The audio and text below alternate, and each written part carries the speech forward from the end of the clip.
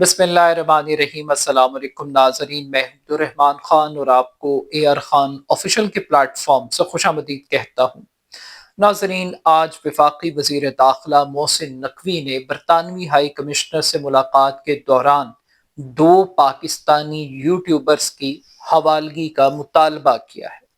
सवाल यह है कि क्या बरतानवी हुकूमत शहजाद अकबर और आदिल राजा को पाकिस्तानी हुकूमत के हवाले करेगी? पाकिस्तानी हुकूमत दोनों यूट्यूबर्स की हवालगी का मुतालबा क्यों कर रही है? शहजाद अकबर और आदिल राजा का आखिर जुर्म है क्या? ये दोनों कौन हैं? इनका बैकग्राउंड क्या है?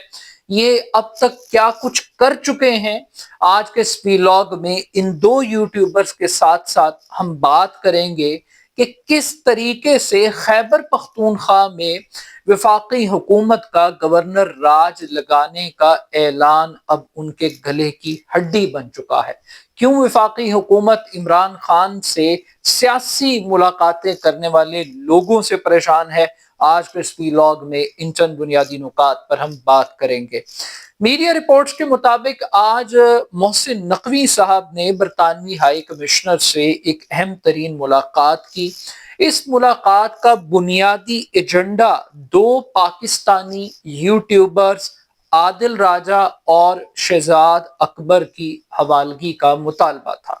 मोहसिन नकवी साहब ने बरतानवी हाई कमिश्नर के साथ एक्सट्रेडिशन ट्रीटी के तहत दोनों यूट्यूबर्स जो कि इस वक्त बरतानिया में मुकीम हैं उनकी हवालगी का मुतालबा किया है। इस मुतालबे की जो सबसे बुनियादी वजह बताई जा रही है वो रियासत मुखालिफ प्रोपेगेंडा करना है, रियासती इदारों पर इल्जामात लगाना है, फेक न्यूज को फैलाना है और पाकिस्तान के अंदर सियासी इंतशार को हवा देना है। यानी कि आप ये कह सकते हैं कि चूंकि ये दोनों शख्सियात एंटी इस्टेब्लिशमेंट नैरेटिव रखती हैं और इसी एंटी इस्टेब्लिशमेंट नैरेटिव से अब इस्टेब्लिशमेंट इस हद तक परेशान हो गई है कि वो बरतानवी हुकूमत से मुतालबा कर रही है कि इन दोनों शख्सियात को हमारे हवाले किया जाए। अब सबसे पहले तो हमें ये समझना बहुत ज़रूरी है कि आखिर ये आदिल राजा कौन है, शहजाद अकबर कौन है, ये हुकूमत पाकिस्तान के लिए इतने इम्पोर्टेंट क्यों है, इनकी गिरफ्तारी की का मुतालबा करना क्यों ज़रूरी था और इसके साथ साथ क्या वाकई बरतानिया इनको पाकिस्तान के हवाले कर देगा? ये बड़े बड़े अहम तरीन सवालात हैं। सबसे पहले बात कर लेते हैं आदिल राजा की। आदिल राजा का मैं तारुफ कराऊंगा सबसे पहले आपको कि आदिल राजा ये पाकिस्तान आर्मी के एक्स ऑफिसर हैं।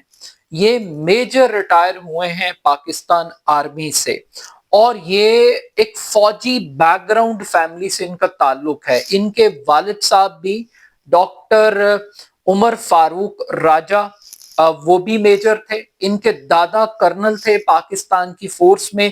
तो ये थर्ड जनरेशन है पाकिस्तान आर्मी में जिसने सर्व किया। ये तीसरी नस्ल है पाकिस्तानी फौज की आदिल राजा की शक्ल में।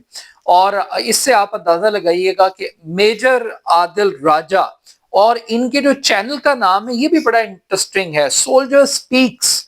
सोल्जर स्पीक्स यानी सिपाही जब बोलता है या वो एक खामोश मुजाहिद की एक इस्तिलाह भी इस्तेमाल की जाती है। तो ये आदिल राजा साहब का एक मिलिट्री बैकग्राउंड है। ये PMA से पास आउट हुए, पेशावर यूनिवर्सिटी से ये क्लेम करते हैं। इंटरनेशनल अफेयर्स के अंदर भी प्राइवेटली मास्टर्स किया और इनकी जितनी स्कूलिंग कॉलेज हुआ है वो इस्लामाबाद के लोकल इंस्टीट्यूट से, वहाँ की मुकामी जो यूनिवर्सिटीज कॉलेजेस थे वहाँ से इन्होंने तालीम हासिल की है। 19 साल ये क्लेम करते हैं कि इन्होंने पाकिस्तानी फौज में आदिल राजा साहब ने सर्व किया है। मगर ये जो 19 साल की रफाकत है ये अब एक जुर्म में तब्दील हो चुकी है। हुकूमत पाकिस्तान ने कह लीजिए या पाकिस्तान आर्मी ने इनसे इनका रैंक वापस ले लिया, इनकी मरात वापस ले ली और इनको पनिश किया बाकायदा तौर पर। आदिल राजा साहब सोशल मीडिया पे बहुत पॉपुलर हैं, उनकी बहुत बड़ा एक फैन क्लब है। बिलखुसूस जो तहरीक इंसाफ के लोग हैं वो आदिल राजा साहब को बहुत गौर से सुनते हैं although کہ میں عادل راجہ صاحب کا کوئی فین نہیں ہوں، نہ میں نے کبھی ان کی باتوں کو اتنا سنجیدہ لیا ہے، لیکن یہ ان کی بہت بڑی کامیابی ہے کہ ان کا جو پروپیگنڈا ٹول ہے وہ اتنا پاورفل ہے کہ ریاست اس سے پریشان ہے، ریاست عادل راجہ سے خوف زدہ ہے۔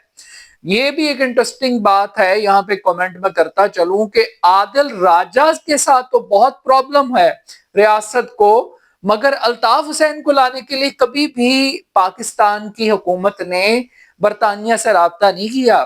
کبھی بھی یہاں پہ جو لوگ منی لانڈرنگ کر کے برطانیہ بھاگ گئے، جو لوگ یہاں پر معاہدے کر کے علاج کے لیے لندن گئے، ان کو لانے کے لیے کبھی پاکستان کی حکومت نے، اسٹیبلشمنٹ نے کوئی سنجیدہ کوشش نہیں کی۔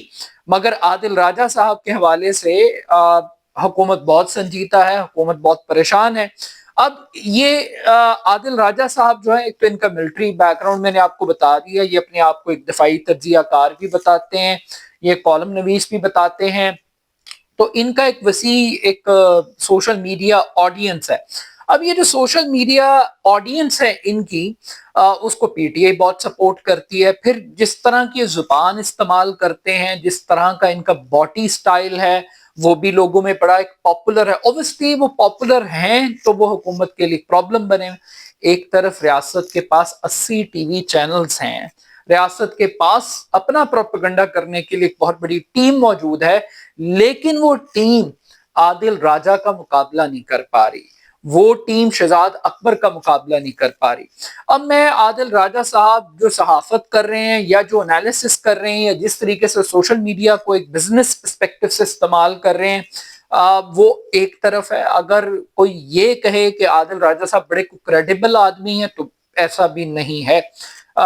ماضی میں عادل راجہ صاحب نے آئی ایس آئی کے ایک سابق آفیسر بریگیڈیئر راشد نصیر کے حوالے سے کچھ گفتگو کی، کچھ الزامات لگائے کہ انتخابات میں دھاندلی کے حوالے سے، انسانی حقوق کی خلاف ورزیوں کے حوالے سے، کرپشن کے حوالے سے بہت ساری باتیں کی۔ یہ جو بریگیڈیئر صاحب تھے، انہوں نے برطانوی عدالتوں میں ان کے خلاف ایک ڈیفیمیشن کا کیس فائل کیا۔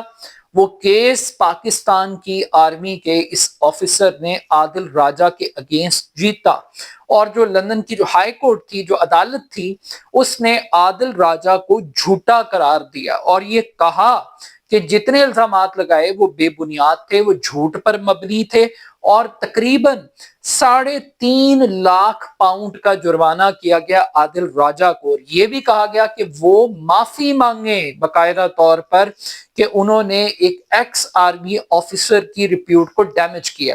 تو جو یہ بڑی بدقسمتی کی بات ہے کہ ہمارے ہاں جو سوشل میڈیا ہے، اس کی جو کریڈیبلٹی ہے وہ بہت خراب ہے، اور جس طریقے سے فیک نیوز کو پھیلایا جاتا ہے وہ بھی بہت افسوسناک۔ یعنی عادل راجہ اپنے الزامات کو پاکستان کی آرمی کے ایک ایکس آفیسر سے متعلق ان الزامات کو صحیح ثابت نہیں کر سکے۔ یہ تو ہیں عادل راجہ صاحب۔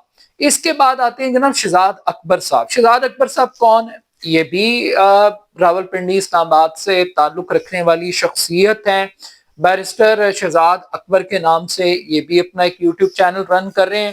ان کی خاص بات یہ ہے کہ یہ عمران خان صاحب کے دور حکومت میں مشیر داخلہ برائے احتساب تھے، اور اکاؤنٹیبلٹی جتنی اس وقت ہم ٹیٹیز کی کہانیاں سنتے تھے، جتنی ہم پینما کیس کی کہانیاں سنتے تھے، شہباز شریف صاحب کے مقدمات کی، شریف خاندان کی کرپشن کی جتنی سٹوریز ہم سنتے تھے، وہ ساری کی ساری شہزاد اکبر صاحب ہمیں بتاتے تھے، اور گھنٹوں پر محیط بریفنگز ہوتی تھیں، مگر ان کے پورے احتساب کے نظام سے کچھ بھی برآمد نہیں ہوا، اور یہ بھی ایک المیہ تھا، افسوسناک تھا۔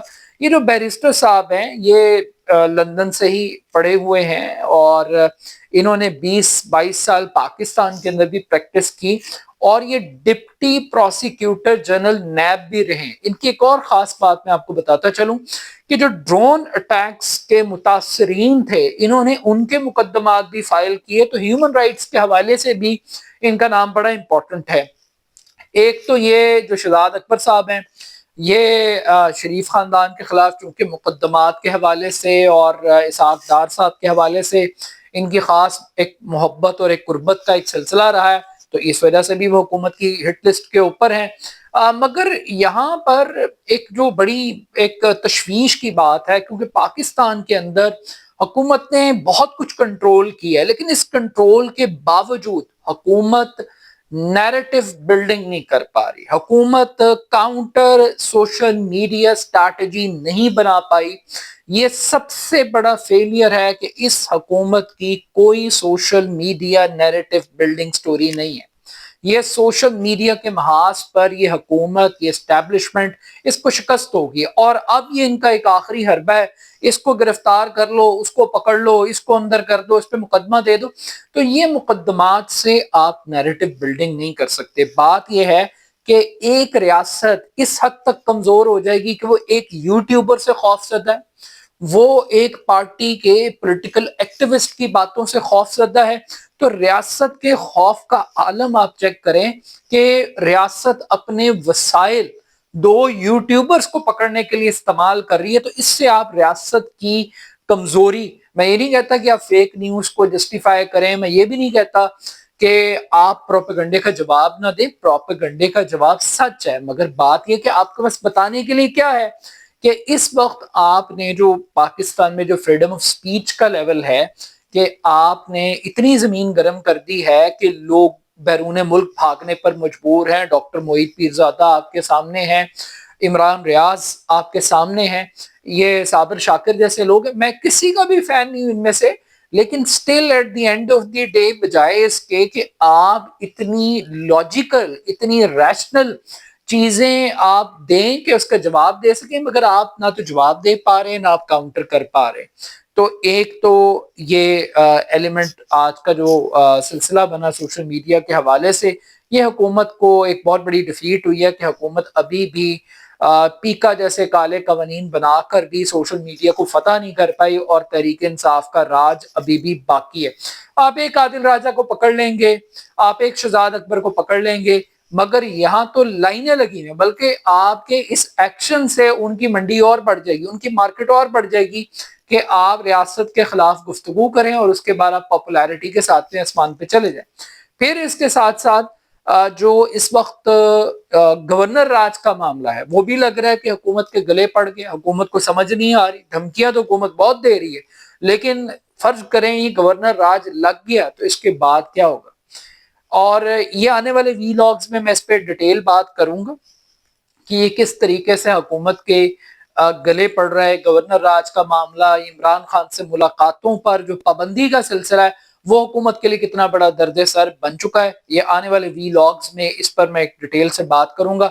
मगर still at the end of the day काश कि ये हुकूमतें, ये एस्टेब्लिशमेंट, अल्ताफ हुसैन जैसे जो असल दहशतगर्द हैं, जिन्होंने रियासत के खिलाफ रॉ की जबान इस्तेमाल की, रॉ के पे रोल पे काम किया, पाकिस्तान के सबसे बड़े कैपिटल को यरगमाल बना के रखा, ये कभी अल्ताफ हुसैन को भी पाकिस्तान में लाने की जसारत करें, कोशिश करें। ये कभी वो जो मनी लॉन्डर इस मुल्क से भागे, हुसैन नवाज, हसन नवाज, ये उनको भी लाने की कोशिश करें। बहरहाल ये हुकूमत का एक्शन अब देखते हैं कि क्या बरतानवी हुकूमत इन्हें असाइलम देती है, इन्हें प्रोटेक्शन देती है, या वो हुकूमत पाकिस्तान के हवाले करती है।